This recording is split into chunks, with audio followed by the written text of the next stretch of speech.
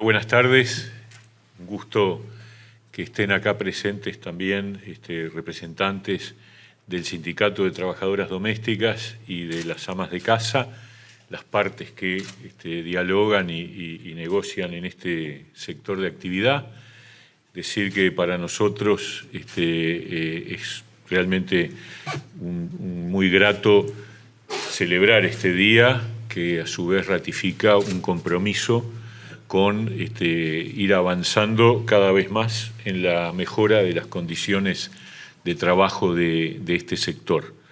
Me acompaña la directora general, la doctora Valentina Arlegui, el director nacional de trabajo, el doctor Federico Daverede, y representantes de la unidad estadística y de la DINATRA, que además en el caso de la unidad estadística nos han elaborado un informe actualizando los datos sobre el sector. Yo le voy a pedir a Valentina entonces que haga la presentación y también algún anuncio que teníamos previsto para esta ocasión.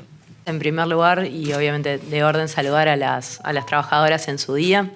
Yo quería también, justamente en función de ese informe de la unidad estadística, agradecerles y felicitarlas por el trabajo. Realmente es un informe muy bueno, muy acabado, con bastantes datos justamente de la realidad del sector. Y había algunos datos antes del anuncio que nos gustaba compartir con ustedes. Aproximadamente en el año 2021, las trabajadoras, y hablamos en femenino, es en un 98,7% una actividad ocupada por mujeres. Fueron las trabajadoras ocupadas 86.000. De las 86.000 se divide básicamente 57.000 enfocadas en lo que es tareas de limpieza y cuidado del hogar, 14.000 al cuidado de niños y 14.000 al cuidado de enfermos. 55% de todas esas trabajadoras son jefas de hogar, razón por la cual este anuncio que vamos a realizar para nosotros tiene mayor importancia. Básicamente, cuando un trabajador va al seguro de desempleo, ya sea por suspensión o por despido, se establece o se computan los ingresos que percibe por otros vínculos para ver si le corresponde o no el seguro de desempleo. En este caso, lo que desde el Ministerio de Trabajo impulsamos, y basado en que obviamente es una actividad en la que el multiempleo es característico, que a partir de obviamente de esta resolución no se computen más los ingresos que reciben por otros vínculos y que siempre puedan gozar del seguro del subsidio por desempleo, ya sea por despido o por suspensión, por la actividad por la que aportaron y en definitiva las están enviando al seguro. Sí, eso el año pasado lo habíamos establecido por un año y ahora entonces se vuelve una resolución definitiva. Habida cuenta de que ha funcionado bien.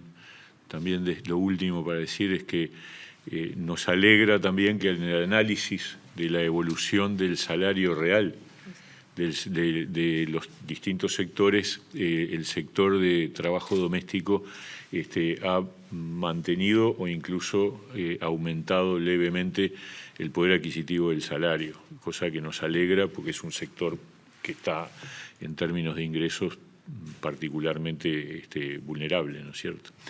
Así que... Y además, también incluir que esta medida, justamente porque a nosotros nos importa de sobremanera la formalidad en el sector. Uruguay ha tenido un aumento importante de lo que es la formalidad. Previo a la pandemia estábamos en un 25% de informalidad, hoy estamos en un 21,2%. Justamente lo que busca esta medida es favorecer la formalidad en el trabajo doméstico.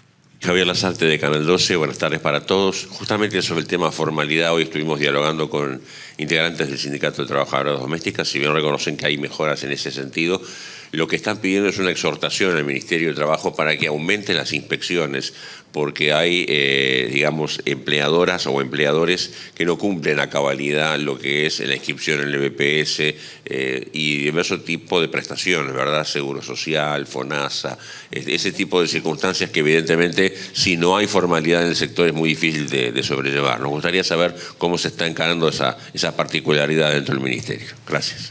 Bien, nosotros, más allá de poder desarrollar un operativo que de por sí es complejo porque obviamente es una actividad que si está en informalidad se da en negro y no sabemos localmente dónde está, sí recordar lo que son los canales de denuncia en el Ministerio, ¿no? Se puede hacer mediante teléfono, llamando al 1928 o al 0800 71 71, a través de un mail en asesoramientodenuncias@mtss.gov.uy y aparte también en la oficina 108 que toma denuncias de manera presencial. Pero tomamos en cuenta la sugerencia y bueno, de repente junto con los actores sociales con quien hemos trabajado y conversado podemos idear algún operativo justamente para intentar aumentar lo que es la formalidad en esta actividad. Buenas tardes, Juan Pablo de Acosta, Canal 4. Más allá de las cuestiones salariales, ¿qué otras preocupaciones existen en el sector que de alguna manera se le ha informado al Ministerio? Bueno, básicamente a raíz de lo que decíamos del trabajo de la unidad estadística, lo que buscamos justamente es saber cómo se componen estas 86.000 trabajadoras, cuántas son migrantes, qué nivel educativo tienen, qué cobertura de salud tienen, justamente porque a partir de ese diagnóstico lo que buscamos es implementar políticas públicas justamente de mejoramiento o mejora en las condiciones de trabajo que tienen. ¿Qué tal? Macarena Vico de TV Ciudad.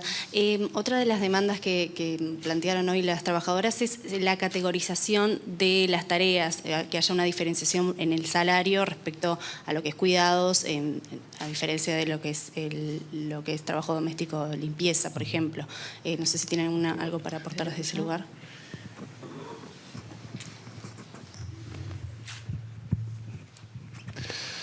Bien, este es un tema que es exclusivamente de la órbita de Consejo Salarios.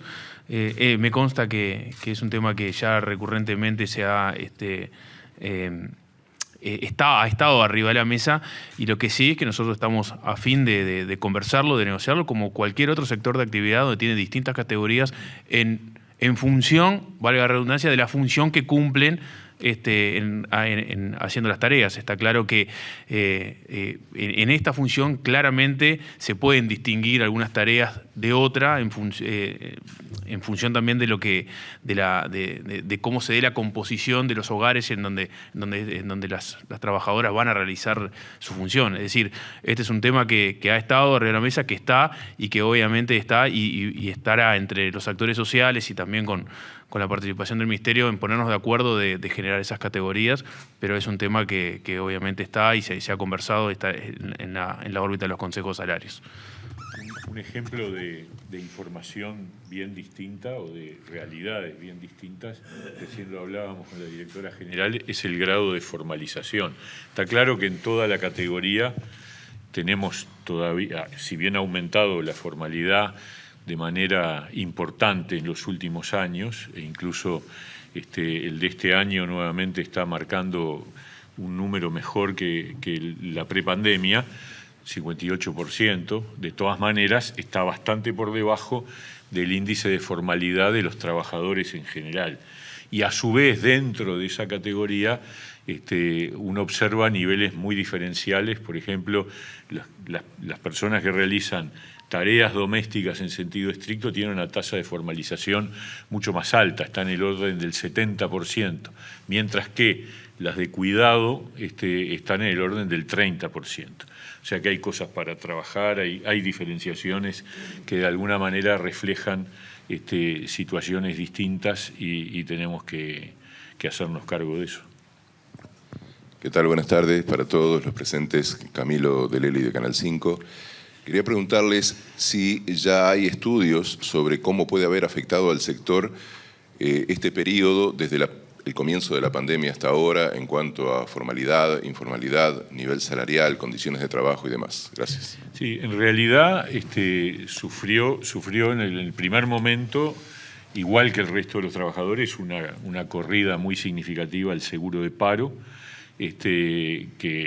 que obviamente afectó a los trabajadores que son además de ingresos más bajos, los afecta en mayor medida. Después en la recuperación ha sido bastante parejo. De hecho, los datos del seguro de paro del primer semestre del 2022 son prácticamente ya en el nivel, hay una diferencia de 100 casos con respecto al del 2019. O sea que ha habido una reducción de las trabajadoras domésticas en el seguro de paro en línea con lo que ha ocurrido en el nivel general. Esa es la realidad. Esta medida que acabamos de anunciar como permanente, yo creo que lo que busca es sostener el empleo. Hay alrededor de casi un 15% de trabajadoras domésticas que tienen multiempleo y que por lo tanto en la eventualidad de perder uno de ellos no sean afectados los ingresos por el resto. O sea, que no sea afectado el subsidio de seguro de paro en relación a los otros ingresos, ¿no? Buenas tardes, Victoria Pereira, Radio Monte Carlo, por acá. Mencionaron a los migrantes, ese grupo, bueno, ¿qué información se tiene? ¿Hay controles? Teniendo en cuenta que es una población vulnerable, ¿qué información tiene el Ministerio sobre ese sector? Bien, sí, justamente en el informe que nos remitieron lo que está básicamente discriminado son las nacionalidades preponderantes en el trabajo doméstico.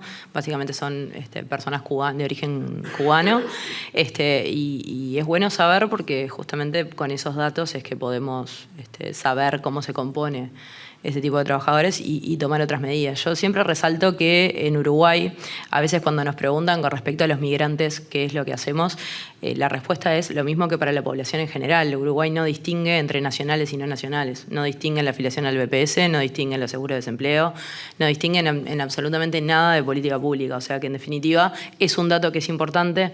Habitualmente se da que puede llegar a ser población más vulnerable justamente porque no tiene la red de contención que tienen de repente trabajadores nacionales, pero en definitiva en lo que refiere a los derechos y a las medidas son exactamente las mismas.